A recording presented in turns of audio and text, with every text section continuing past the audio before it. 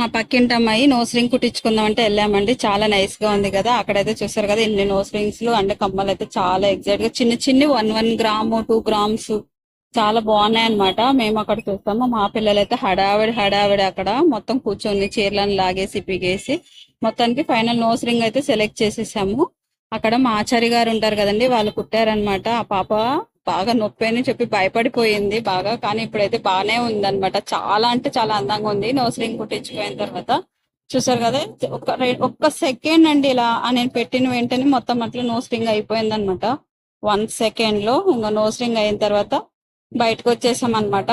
తనది ఈ రోజు బర్త్డే గిఫ్ట్ గా నోస్ రింగ్ అయితే కుట్టించుకొని తాను ఇంకా అటు నుంచి అటు పానీపూరి వెళ్ళి అలా కొద్దిసేపు అలా జాలీగా తిరిగేసి ఎంజాయ్ చేసి మొత్తానికి అయితే ఫైనల్లీ ఇంటికి వెళ్దామని ఇంటికి వచ్చేసాము. అది మధ్యలోనే ఎగ్జిబిషన్ కనపడింది అనమాట. అటు నుంచి అటు వెళ్ళిపోయాం లోపలికి.